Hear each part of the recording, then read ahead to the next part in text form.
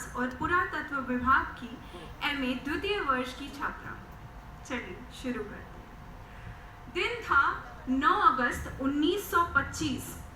रात के अंधेरे को चीरती एक रेलगाड़ी शाहजहांपुर से लखनऊ की ओर आ रही थी कि लखनऊ से चंद मील दूर एक छोटे से स्टेशन काकोरी के पास आकर रुकती है और अचानक धाए धाए गोलियों की आवाज उस रात के सन्नाटे को कुछ ऐसे भगा देती है जैसे उन गोलियों से निकली वो चिंगारी उस रात के अंधेरे को। The train is being robbed!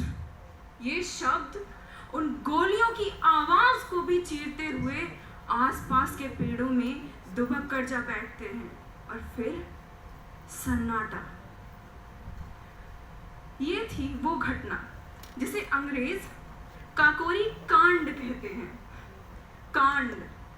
कांड यानी कॉन्स्पिरेसी। कॉन्स्पिरेसी यानी एक सोची समझी अमौलिक चाल। ये भोली नाकसूर अंग्रेजी सरकार के खिलाफ, और ये मासूम हुकूमत इन कांडकारियों को उनके किए की सजा दिए बिना कैसे एक पल भी सांस भी ले सकती थी। खैर, इस घटना को हुए आज कुछ एक सदी होने आई है और आज हम इस घटना को जानते हैं काकोरी ट्रेन एक्शन के नाम से। एक्शन ही क्यों?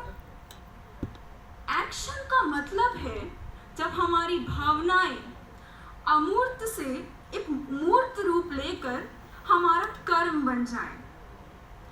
और आजादी की इस लड़ाई में कुछ युवा क्रांतिकारियों की यही सारी भावनाएं, ये दबी कुचली भावनाएं, वो धधकता गुस्सा जो गुलामी की चादर से ढका तो था, लेकिन उसका धुआं उस चादर को पार कर इस अंग्रेजी सरकार का दम घोटना चाहता था।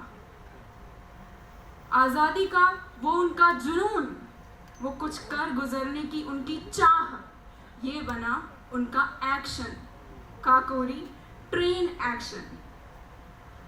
और जैसा अंग्रेजी में कहते हैं ना, द रेस्ट इज हिस्ट्री।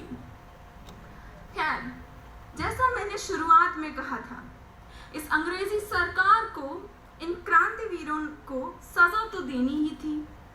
सो दिसंबर 1927 में 4 क्रांतिकारियों राम प्रसाद बिस्मिल, अशफाकुल्लाह खान, ठाकुर रोशन सिंह और राम प्रसाद लाहिरी को लटका दिया फांसी इस स्वतंत्रता संग्राम की वेदी पर।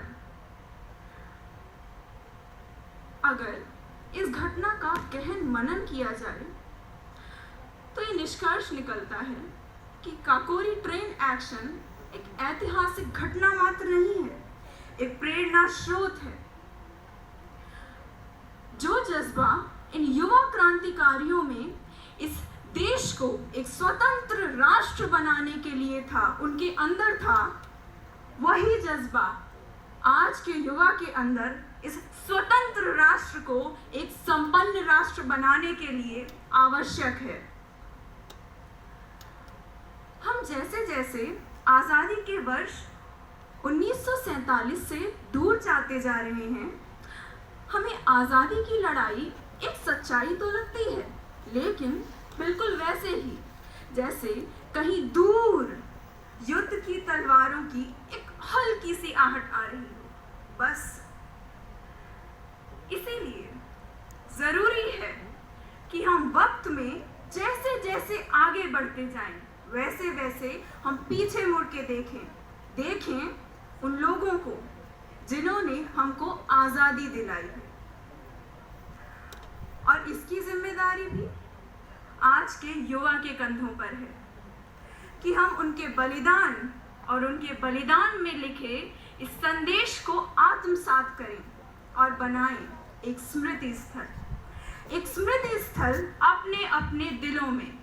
और जब जब इस देश की अस्मिता और अखंडता पर कोई आज आए हम तैयार हों इस स्मृति स्थल पर पुष्प अर्पित कर इस देश की रक्षा के लिए, क्योंकि ये आजादी की सीढ़ियां सोने चांदी की नहीं है, इन क्रांतिकारियों की, इन शहीदों की मिट्टी की बनी है।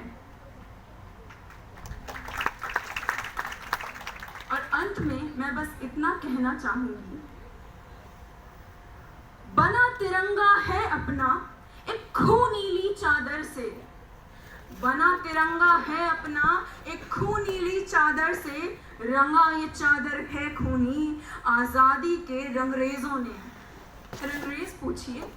रंगरेज पूछिए कौन बहादुर थे, वीर सपूत ये भारत के थे, वीर सपूत ये भारत के। खींच रही जो रस्सी ऊपर, खींच रही जो रस्सी ऊपर, फहराने इस झंडे को अपने जीवन के सावन में, इस पर शहीद ये झूले थे, इस पर शहीद ये झूले थे। जय हिंद, जय भारत।